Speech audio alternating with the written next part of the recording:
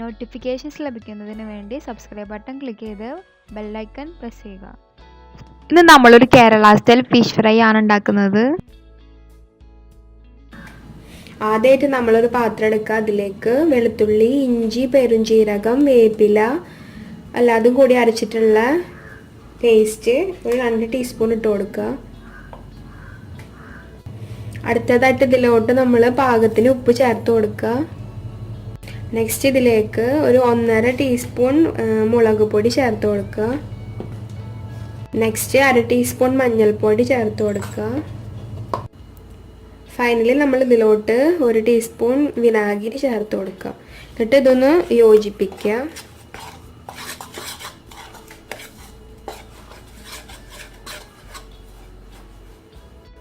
അപ്പം നമ്മളെല്ലാ മസാലയും കൂടി കമ്പൈൻ ചെയ്തിട്ടൊരു പേസ്റ്റ് പരുവത്തിലായിട്ടുണ്ട്. ഇതിലേക്ക് നമ്മൾ ഫ്രഷ് ആക്കി കഴുകി വെച്ചിട്ടുള്ള മീൻ ഇട്ട് കൊടുക്കുക. നെക്സ്റ്റ് നമ്മളുടെ മീൻ ഇതിലേക്ക് ഇട്ട് കൊടുക്കുക, മസാലയിലേക്ക്. എന്നിട്ട് നന്നായി മാരിനേറ്റ് ചെയ്ത് കൊടുക്കുക ഈ മസാല.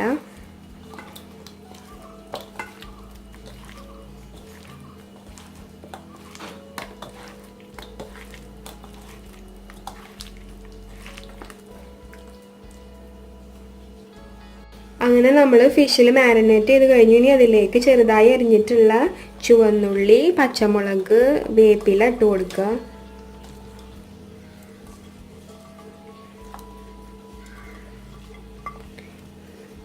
ഇനി ഇതൊന്ന് മിക്സ് ചെയ്ത് കൊടുക്കുക.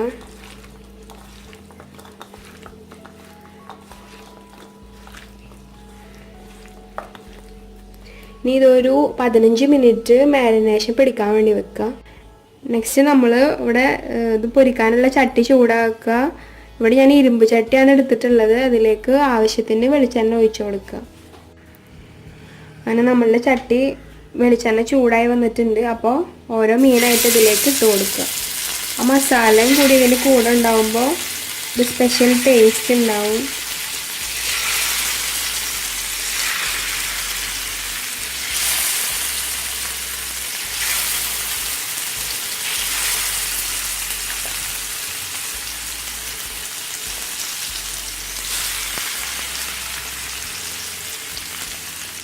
ചെറിയ തീയിൽ വേണം നമ്മളിത് മുരിയിച്ചെടുക്കാൻ. നന്നായി 2 ഭാഗം മുരിയുന്നത് വരെ വെളിച്ചെണ്ണയിൽ ഇട്ടിട്ട് മുരിയിച്ചെടുക്കാം.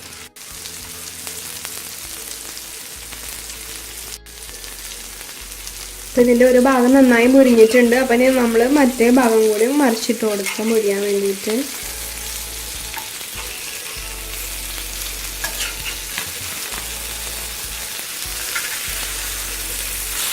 നല്ല സ്മെല്ല് വരുന്നുണ്ട് ഇപ്പം തന്നെ.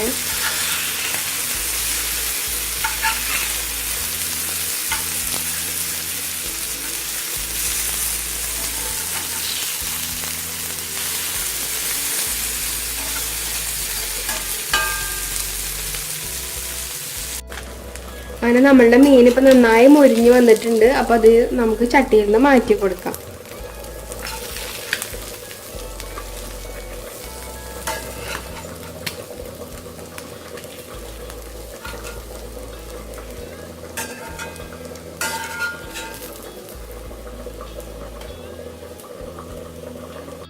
അങ്ങനെ വളരെ ടേസ്റ്റുള്ള വെളിച്ചെണ്ണയിൽ മൊരിയിച്ചെടുത്ത ചാള പൊരിച്ചത് ഇവിടെ തയ്യാറായിട്ടുണ്ട്.